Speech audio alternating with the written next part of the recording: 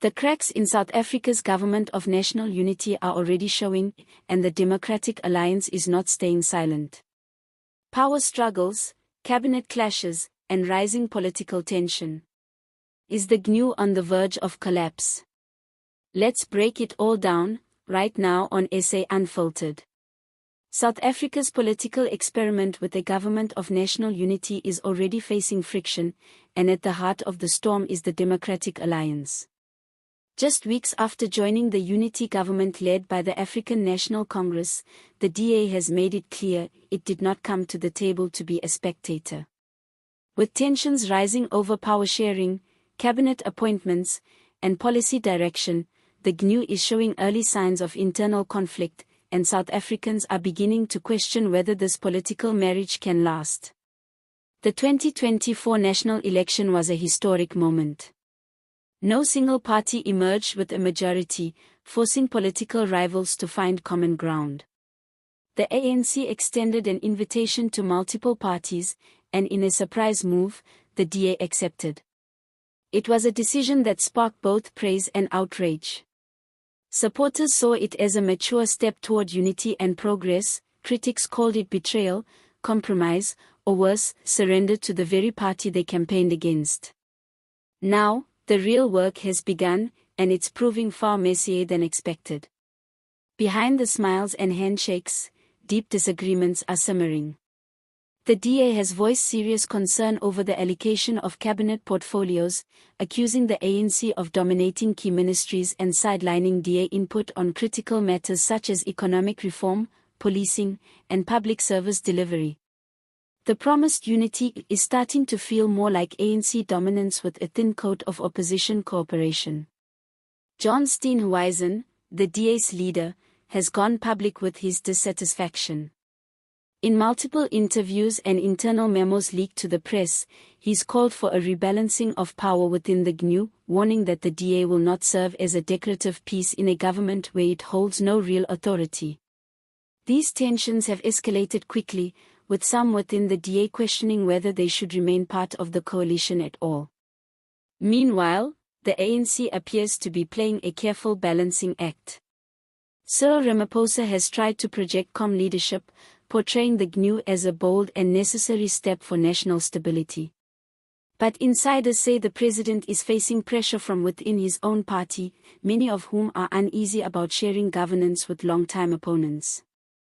The inclusion of the DA, IFP, and potentially other centrist parties has exposed ideological rifts that threaten to derail the very unity the GNU was meant to achieve.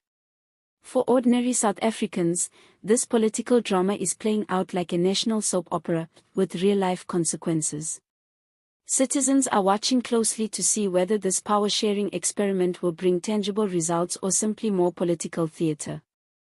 The hope was that the GNU would fast-track economic recovery, infrastructure repair, and public trust. Instead, the early signs are a shaky coalition, public infighting, and blurred lines of accountability. Policy clashes are already unfolding. The DA has resisted proposals related to land reform, affirmative action, and transformation strategies, calling them unconstitutional or economically harmful. The ANC, in turn, is accusing the DA of trying to water down decades of liberation-era progress. These fault lines run deep, rooted in history, race, and competing visions for South Africa's future. It's not just policy that's at stake, it's political identity. The DA's participation in the GNU has fractured its support base.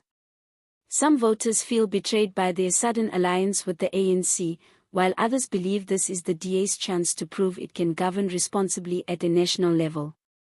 The ANC, too, risks losing ground to more radical elements like the EFF and MK Party, both of whom are using the GNU to paint the ANC as weak, indecisive, or even co-opted by opposition forces. In Parliament, the mood is tense. Debates have become sharper, questions more pointed, and alliances more fragile. The GNU's promise of national unity is being tested daily. What began as a hopeful experiment now faces the risk of collapsing under the weight of competing interests and fragile egos. This is more than a political story. It is a reflection of South Africa's broader struggle, the search for a future that delivers on the promises of democracy, dignity, and shared prosperity. The DA's pushback is not just about power, but about trust, transparency, and the role of opposition in shaping the country's path forward. South Africans deserve clarity. Who is really in charge? What does the GNU mean for service delivery, job creation, and corruption fighting? Can parties that have spent years at odds truly work together in the best interest of the nation?